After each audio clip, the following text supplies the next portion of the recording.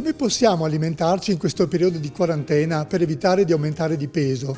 Ci sono molte tecniche. La cosa più importante è di utilizzare una dieta equilibrata di tipo mediterraneo, come è usuale di solito nelle nostre famiglie. Bisogna evitare soprattutto di assumere degli alimenti o dei piatti molto conditi che ci possono far ingrassare, controllare con attenzione le quantità. E poi una cosa fondamentale è non entrare in cucina in continuazione per mangiare fuori pasto.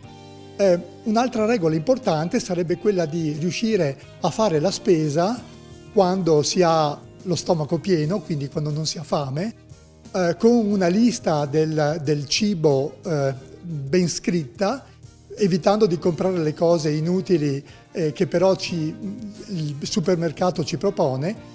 E l'ultima cosa sarebbe quella anche di ipotizzare già delle eccezioni che ci permettano di trasgredire durante la settimana.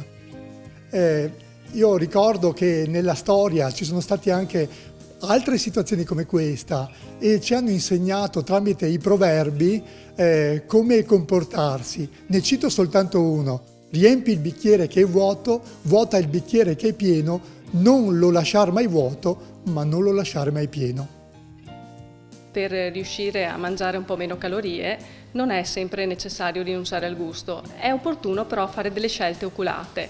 Partiamo per esempio da una colazione. Se immaginaste di sostituire il famoso cappuccino e brioche con delle fette biscottate con la marmellata, riusciremo comunque a soddisfare il palato, a mangiare una certa quota sufficiente di cibo, però si riuscirebbe ad avere una riduzione perlomeno di un circa 30% delle calorie. La brioche infatti sappiamo essere molto calorica e ricca di grassi, mentre le fette biscottate, soprattutto se integrali magari, ci potrebbero aiutare a riempire un pochettino la pancia e a non rinunciare assolutamente al gusto con un velo di marmellata spalmato sopra. Pensando ai nostri proverbi, sappiamo che troppe salse, potremmo dire vivande false, e allora come possiamo realizzare per esempio un pranzo adeguato? La famosa pasta al ragù della nonna, certo, forse è più buona, però potremmo in qualche maniera riuscire ad alimentarci lo stesso con una pasta che riempia il nostro stomaco, apporti comunque dei nutrienti adeguati, ma in qualche maniera ci permetta di ridurre le calorie. La pasta può essere sostituita con una pasta integrale, il sugo della nonna può essere sostituito con delle zucchine che non devono essere per forza scondite ma possono essere normalmente saltate in padella, possiamo aggiungere delle spezie se piacciono e questo porterà a realizzare un piatto che avrà comunque soddisferà la nostra vista, ma ci permetterà di arrivare ad assumere fino a un 57-60% di calorie in meno.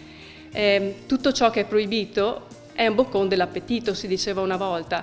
Preparazioni quali la cotoletta impanata e le patatine che piace molto ai bambini è sicuramente un piatto che stuzzica il nostro appetito, che ci dà una grande soddisfazione, ma che tutti sappiamo apportare un bel po' di calorie e quindi dobbiamo considerare questi alimenti come se fossero delle eccezioni. Calcoliamoli pure nel nostro menù settimanale, ma lasciamoli proprio per forse la festa e associati anche quasi al divertimento e alla voglia di mangiare in compagnia. Possiamo sostituire invece tutti i giorni questo piatto con delle scelte un po' più oculate, per esempio sostituendo la carne ovviamente di maiale impanata con lo stesso quantitativo di carne cotta nel latte, possiamo utilizzare un tris di verdure al posto delle patatine e in questa maniera riusciremo a ottenere anche in questo caso una buona riduzione della quota calorica.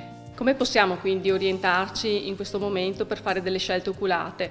Forse possiamo semplicemente immaginare un piatto, dividerlo in 4 parti, nella metà di questo piatto cerchiamo di suddividere le verdure, in un quarto mettiamo la porzione di proteine che noi mangeremo durante la giornata, la carne, il pesce, le uova e nell'altro quarto del piatto aggiungeremo i cereali, quelli che generalmente la pasta, il riso siamo invece abituati a mangiare come primo.